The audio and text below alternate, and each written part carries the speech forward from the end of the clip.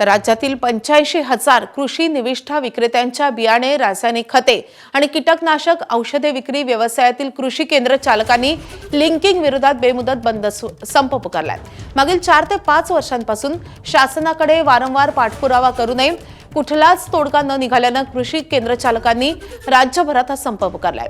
कंपन्यांकडून रासायनिक खतांचा पुरवठा होताना होत असलेलं लिंकिंग बंद करण्याची मागणी या सगळ्या संपकऱ्यांनी केलेली आहे।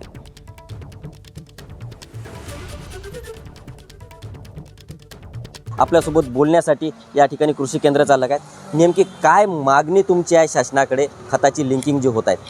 गेल्या 4 ते 5 वर्षापासून आमच्या माफदा संघटनेतर्फे शासनाला अनेक मागण्या करण्यात येत आहे। सातत्याने त्याचा पाठपुरावा करण्यात येत आहे, परंतु त्या मागण्या पूर्ण होत नसल्यामुळे आज 27 तारखेपासून पूर्ण महाराष्ट्रात बेमुदत बंद आमच्या संघटनेतर्फे पुकारण्यात आलेला आहे।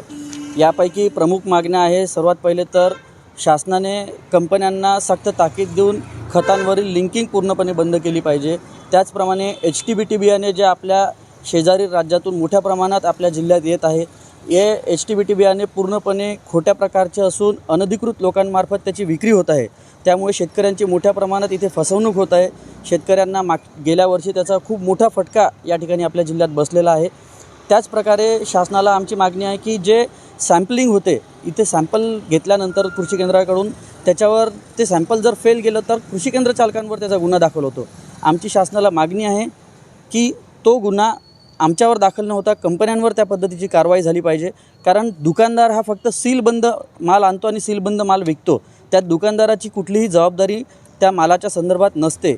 गव्हर्नमेंटने त्यांना लायसन्स दिलेलं असतं, त्यामुळे गव्हर्नमेंटने त्यांच्यावर डायरेक्ट कारवाई केली पाहिजे अशी आमची प्रमुख मागणी आहे। खताची लिंकिंग ही कंपन्यांकडनं जो माल त्यांना येतो तोच माल त्यांना नाईलाजाने शेतकऱ्यांना द्यावा लागतो आणि यामध्ये पूर्णपणे दुकानदार भरडला जातो। दुकानदाराची यात कुठलीही चूक नसते।